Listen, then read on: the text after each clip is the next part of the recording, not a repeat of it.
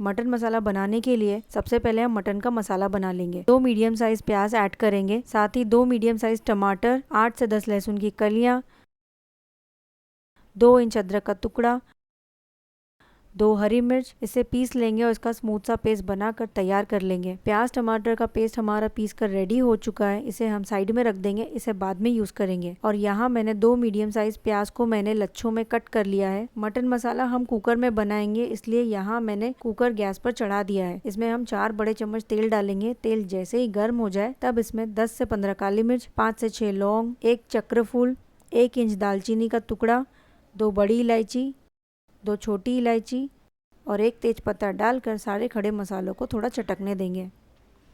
इससे मटन में खड़े मसालों का बहुत ही बढ़िया फ्लेवर आएगा। अब हमने जो प्याज को लच्छों में कट करके रखा था वो भी हम इसमें ऐड कर देंगे। प्याज को हमें 1 से 2 मिनट तक मीडियम फ्लेम पर पकाना है, इससे प्याज अच्छे से कुक हो जाएगी। प्याज का कलर भी थोड़ा चेंज हो चुका है, प्याज थोड़ी सॉफ्ट हो चुकी है। इस स्टेज पर हम मटन ऐड करेंगे। मटन को मैंने अच्छे से वॉश करके क्लीन कर लिया है। ये 750 ग्राम मटन है। मटन को हमें प्याज और खड़े मसालों के साथ अच्छे से फ्राई करना है। मटन को मैंने 3 से 4 मिनट तक अच्छे से फ्राई किया है। मटन का कलर भी थोड़ा चेंज हो चुका है और मटन भी अच्छे से फ्राई हो चुका है। इस स्टेज पर हम प्याज और टमाटर का पेस्ट जो हमने पहले ही बनाकर तैयार कर लिया था वो भी हम इसमें ऐड कर देंगे और मिक्सी जार में थोड़ा पानी डालकर बचा हुआ पेस्ट भी ऐड कर देंगे। प्याज और टमाटर की पेस्ट को अच्छे से मिक्स करेंगे और 3 से 4 मिनट तक अच्छे से भूनेंगे।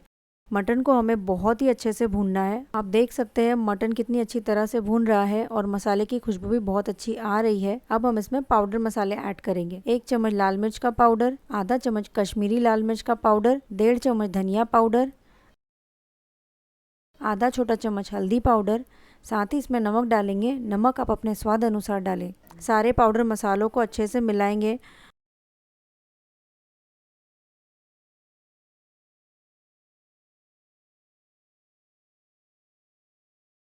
और अब बस हमें इसमें और कुछ भी ऐड नहीं करना है, बस ढक कर मटन को भूनना है। यहाँ हमें मटन को भूनते हुए 7 से 8 मिनट हो चुके हैं। चलिए इसे चेक कर लेते हैं। मटन अच्छे से भून रहा है। मटन को हम जितना अच्छे से भूनेंगे उतना ही मसालों का फ्लेवर मटन में आएगा। जब भी मटन बनाए मटन को अच्छे से भूनें, नहीं तो मसालों का फ्लेवर मटन में नहीं आएगा और मटन फीका लगेगा। आप इसमें आधा चम्मच मटन मसाला और हरा धनिया की डंठल ऐड करेंगे। हरा धनिया की डंठल डालने से ग्रेवी में बहुत ही बढ़िया टेस्ट आएगा और इसे थोड़ा मिक्स कर लेंगे और फिर थोड़ा भूनेंगे। यहाँ मैंने इसे लगभग 4 से 5 मिनट और भुना है और ये देखिए ऑयल भी सरफेस आउट हो चुका है, मटन भी 50% कुक हो चुका है। अब हम इसमें 1 गिलास पानी ऐड करेंगे। पानी डालकर थोड़ा मिक्स कर लेंगे।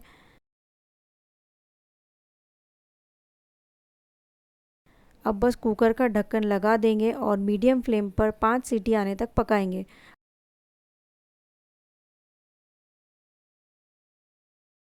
5 सीटी बाद गैस का फ्लेम बंद कर देंगे और कुकर को ठंडा होने देंगे।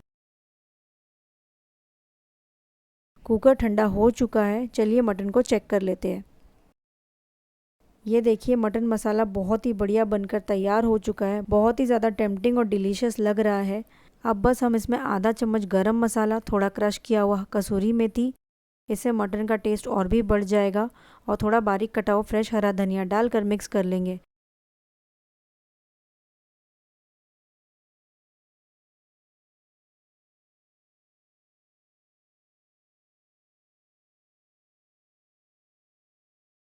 ये देखिए मटन कितना अच्छी तरह से गल गया है, बहुत ही टेस्टी बना है। मटन मसाला बनकर तैयार है। एक बार ये मटन मसाला की रेसिपी को बनाकर ज़रूर ट्राई करें, घर में सभी को बहुत पसंद आएगी। तंदूरी नान बनाने के लिए सबसे पहले हम एक बोल लेंगे। इसमें 1 गिलास पानी ऐड करेंगे। यह हल्का गुनगुना पानी है। साथ ही इसमें 10 ग्राम ड्राई यीस्ट ऐड करेंगे। थोड़ी चीनी डालेंगे, लगभग आधा चम्मच चीनी है, और थोड़ा नमक ऐड करेंगे। यीस्ट को अच्छे से मिक्स कर लेंगे और 5 से 6 मिनट तक ढककर यीस्ट को एक्टिवेट होने देंगे। ये देखिए 5 से 6 मिनट हो चुके हैं। यीस्ट अच्छे से एक्टिवेट हो गई है।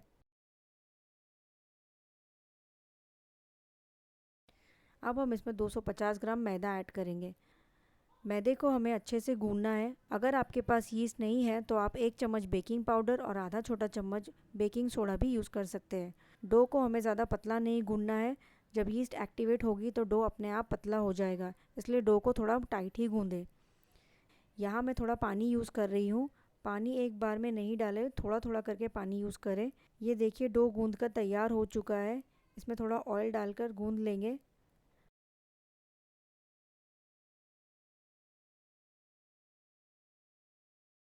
और 1 घंटे के लिए ढक कर रख देंगे, इससे डो अच्छे से फर्मेंट हो जाएगा। 1 घंटा हो चुका है, चलिए चेक कर लेते हैं।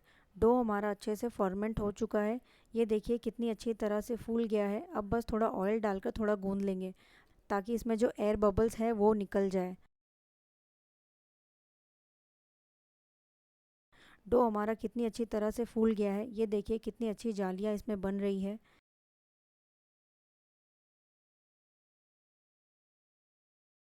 यहाँ मैंने एक प्लेट में थोड़ा मैदा डस्ट करके रखा है। इसे जब हम मैदे की लोइयाँ बनाएंगे तो ये चिपकेगी नहीं। अब हम इसकी बराबर साइज़ की लोई बना लेंगे। आपको जिस साइज़ की नान बनानी है उस साइज़ की लोई बनाएं। यहाँ मैं मीडियम साइज़ की नान बना रही हूँ। ये देखिए 5 से 6 लोई मैंने एक बार में बनाकर तैयार कर ली है। अब चलिए इसे हम बेल लेते हैं। यहाँ हम सूखा आटा थोड़ा डस्ट करेंगे और लोई को हाथों से थोड़ा फैला लेंगे और अब बेलन की मदद से नान को बेल लेंगे। ये देखिए यहाँ मैंने एक मीडियम साइज़ की नान बना ली है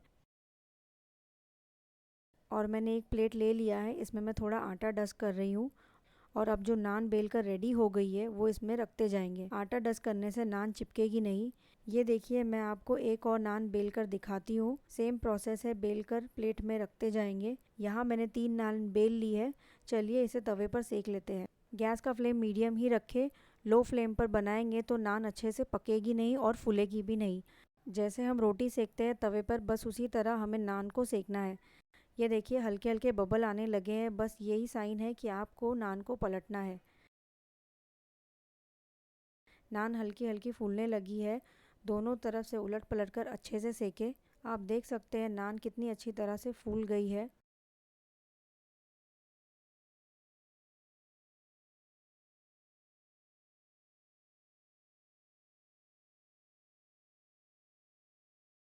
नान को बटर से ग्रीस करने के लिए यहाँ मैंने बटर को पहले ही मेल्ट कर लिया था। अब बस इसमें थोड़ा सा बारीक कटा हुआ फ्रेश हरा धनिया डालकर मिक्स कर लेंगे। बटर का मिक्सचर हमारा रेडी हो गया है। चलिए नान को ग्रीस कर लेते हैं।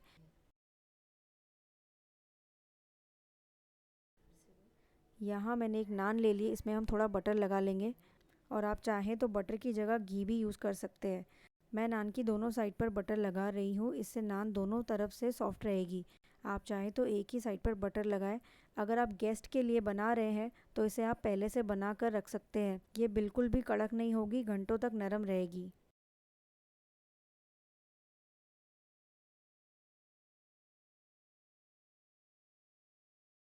चलिए मैं आपको दिखाती हूँ कि नान कितनी सॉफ्ट और फ्लपी बनी है और अंदर से भी ये एकदम सॉफ्ट ब्रेड जैसी है। इसे आप सर्व करें मटन करी के साथ या चिकन करी के साथ। अगर आप वेजिटेरियन हैं तो इसे आप पनीर की सब्ज़ी के साथ या दम आलू के साथ भी सर्व कर सकते हैं। रेसिपी पसंद आए तो वीडियो को लाइक करें, शेयर करें और मेरे चैनल को सब्सक्राइब करें। Thanks for watching.